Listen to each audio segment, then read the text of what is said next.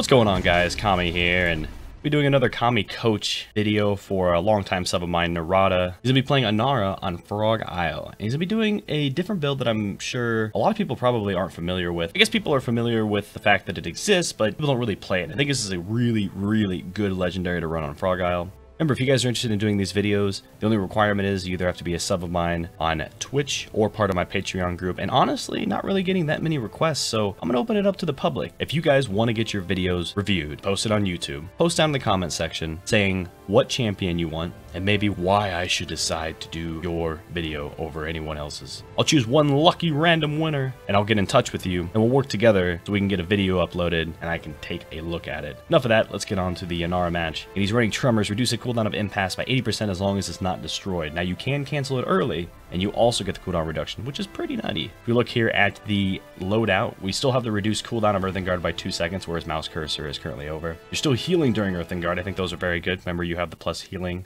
while you have the Earthen Guard up by default. Impasse gains 10% more damage reduction from Earthen Guard, increase the duration of Impasse by 1 second, and Impasse gains 1,000 health. You know, and the fact that you can cancel it early makes me think that the health maybe isn't that important, nor is the duration. That being said, though, there's not a lot of other cards that are really that worth it going towards Impasse. Maybe you could go with the damage reduction while inside of your Warder's Field, or maybe even a little bit more healing inside your Warder's Field, considering if you pop that along with your Earthen Guard, you get a lot of health, but you usually want to space out your cooldown, so I'll shut up now. Loadout seems fine. He's going to be starting off with Cauterize. I mean, makes sense. You don't really need the Chronos because it's already going to be about a 4-second cooldown. So I'd want to see you go over on the left side, I think, putting a wall up, and I believe you even told your team that you're going to be putting a wall up on the platform. That's exactly what you're doing. But look at this positioning. This is something from like Counter-Strike that I'd want to say. Notice how he's keeping his back to the wall or side to the wall and also keeping himself so he's able to put pressure on the point. It's a really good placement. Another wall going up on the platform. That's cutting off so much line of sight from the team. They're forced to fall back. The enemy team, that is. Now you're able to push up, pop up walls if you need to. You can block off that Victor with that wall right there. Almost able to pull it off. Oh, you do actually knock him up over, but he's able to kind of sprint past. Ball going up. And I know a lot of people aren't used to this build, and I know if I was going up against this, I would be like, why does this dude have so many walls? Firing on the barrack, nothing really crazy going on here. Just to note, maybe... I know Niraada is a very good Fernando player, good Inara player, very good tank player. He can play some other things, but I remember we were playing ranked together, and I was like, hey, you know, you can play casting. He's like, oh god, no. That'd be a disaster. And one thing to note, aiming isn't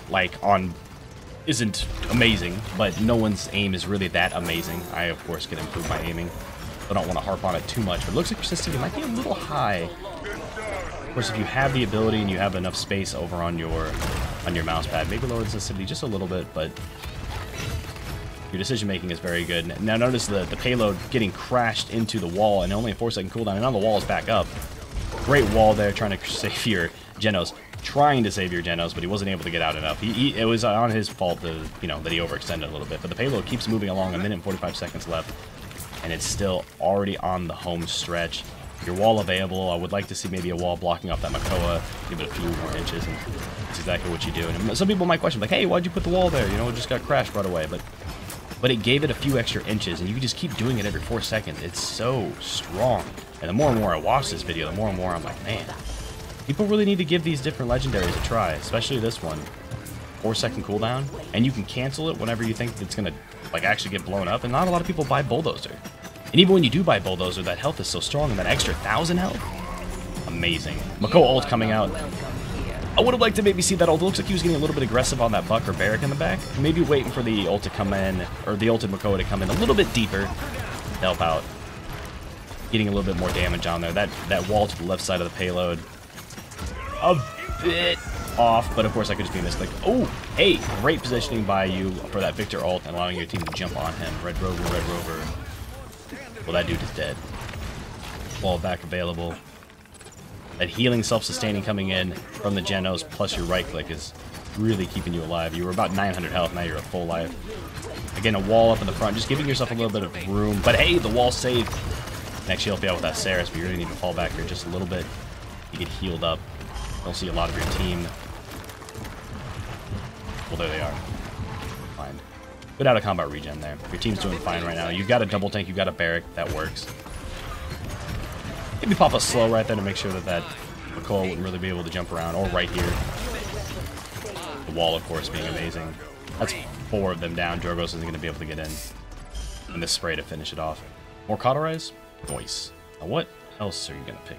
Pick up Rejuvenate? Resilience. Resilience would be very meh. I don't think Resilience would be worth it. You could just rush Cauterize. He was thinking about rushing Cauterize, but he's going to end up going with a Master Writing and a Rejuvenate. Now, Rejuvenate, I usually don't promote. I don't suggest people to do it because Cauterize 3, let's say you get healed for 1,000, Cauterize 3 hits you, you're healing for 100. Let's say you have Rejuvenate 3, instead of being healed for 100, you heal for 130. Not great. It's multiplicative, not additive. Not great, but I like the Master Writing pickup. You're able to get there a little bit quicker, pop that wall up, and negate as much damage as possible. As you're just sitting up here, just chipping away at that barrack, and oh! His aimbot turned off for a second. Sorry, guys. Here comes a dragon coming in. I want to see a wall to block him out, and that's exactly what he does. He goes catapulting up there. A little bit of lag. At first, I thought this was a coaching Niraada video. Apparently, it's a coaching high-res servers please video. Service very low. Taken down. That Genos is going to be going around. Okay, if that Genos was smart, he would have tried to run away. Just kind of go for it because he was pretty low. You could have popped up the wall to block it off, but Genos doesn't really give you much to work with there. The walling off of the Makoa, though, helps out a lot. They're forced to go with the high ground hoop together. But the Victor ult might be the death of you. Ooh, Makoa comes in for the final hit. Getting pulled in, that's going to be rough right there. The wall going up might not be enough. Maybe seeing a wall come up right away. The threat of a Makoa, even on a tanky person like that, especially when they're all grouped up, very, very dangerous.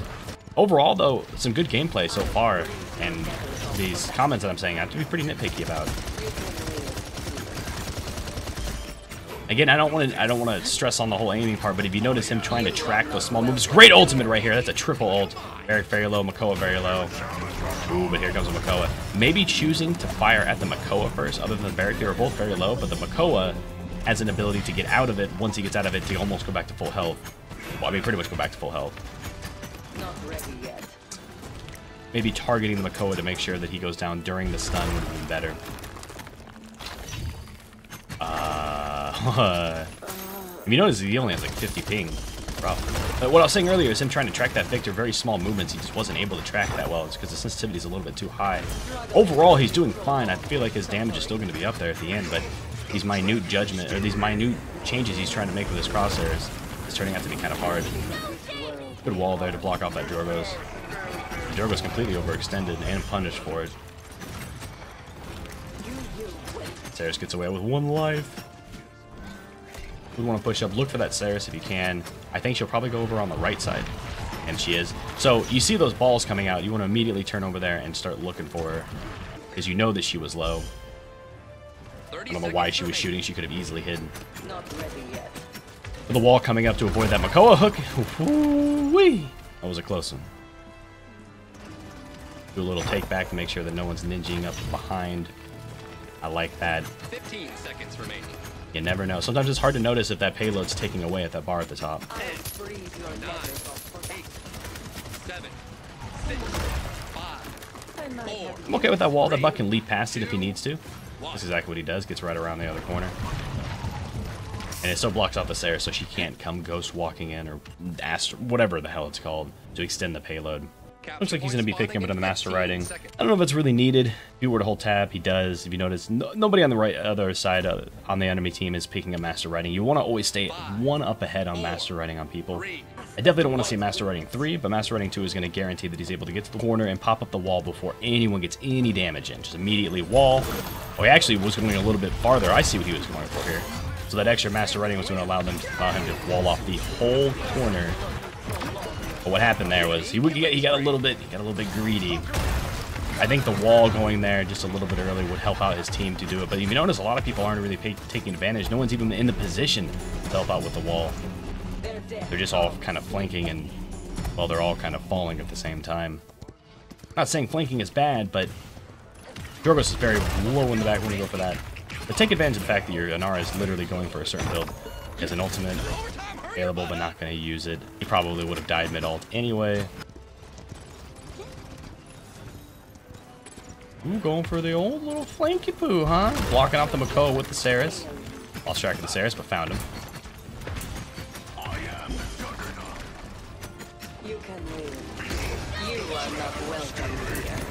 Pop up a wall as soon as possible, but he goes for the kill on Makoa to guarantee it. I haven't seen an ult from the Makoa anytime lately. I don't think so.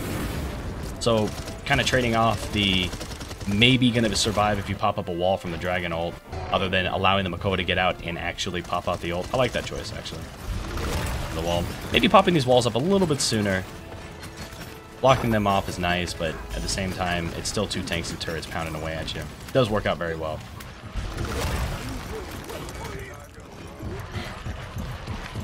And there's the flanking Saris. Hey, you got a kill. What do you know?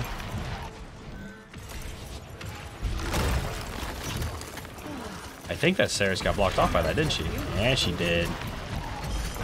Struggling will only prolong your suffering. Killing the Drogos. I don't think anyone's really in the front. Right there, I would be okay with canceling the wall, like, right away, because you're not really seeing anybody going there. You see 3 people fall, and then someone on the flank, you turn around, immediately just drop the wall, save a little bit of time. But, I mean, it's like it's a 4-second cooldown. Now, these walls kind of can be placed to preemptively stop the Saris going for you, but now the Saris is right there, so I would drop the wall. But the wall's already dropped. Never mind. Probably wouldn't try to duke it out with that Saris. The Saris is gonna win that every time. But he's just trying to put some sort of forward pressure on them to make sure that they don't feel like they can push through for free. A little bit of a trade on your side, but you just dropped a healer. That's gonna help out a lot. Dude down on the Makoa is booking it. Here he comes, and there's a wall. Might be able to sneak through the right side. He does. Straight like the Shining. Good slowing there. Remember, he's not CC immune unless he picks up the Legendary. The wall's going to be mandatory to pop up like right now. Oh, but he pops it up behind him. Still able to stay alive. Would like to see Cauterize 3 saved up for you. You have the time. You don't need the rejuve. He's going to do it, isn't he? He's going to do it. No. Thinking about it. No Cauterize 3 on your side, and your Genos has deft hands. You're going to need a Cauterize 3. That's going to help out. You're not going to need it. Like, you're still winning, but it's going to help so much. And he's off. 834 credits and counting. And he's looking for that Cauterize 3. Good job there staying on the platform. And here comes an ultimate using the CC immunity. I don't know if that was actually impressive, but using the CC immunity to make sure that he wasn't being sucked in by the Saris ult, but at the same time stunning the Saris and Barrack. This is a great start for this round. You saw the Saris there running in past you, but it looks like you're going to go around the flank route. Maybe pop up a wall. I'm not sure what that wall was for. I maybe would have liked to see you run towards the ramp and then pop the wall underneath you so you can still stay safe, but you took a little bit of chip damage trying to do what you're trying to do. Wall back up. Oh, can he get it in time? No! I think you probably would have gotten that if he went in on you. You were pretty low. Maybe you saw that you were low and thought that maybe you just get killed anyway. The case, though. Putting up a wall over on the main side to make sure Barrack doesn't get through. Barrack's probably going to come in the top. Maybe he has an ultimate available. I think he popped it earlier this round. So I'll shut up about now. Killing the Barrack by the wall. Blocking off the line of sight of the Victor. Barrack doing the right thing and hiding behind it.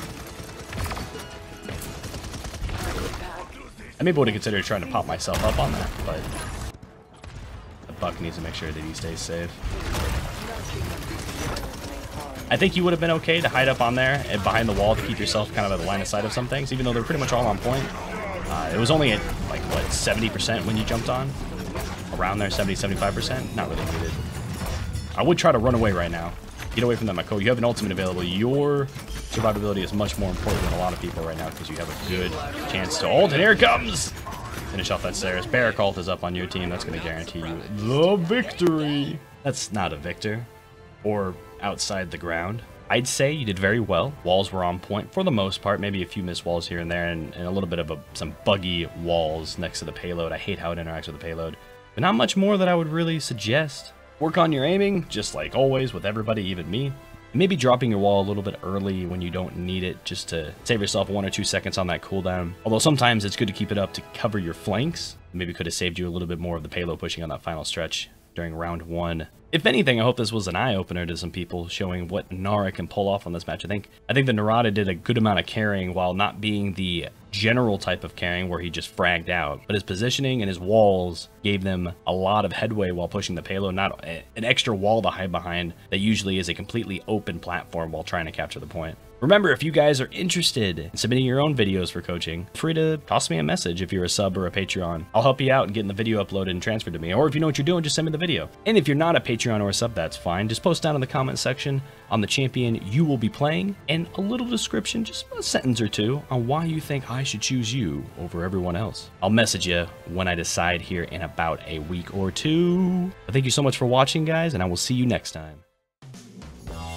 Hey, thanks for watching. I'm not gonna be one of those people who asks you to like and subscribe, so I'm not gonna ask.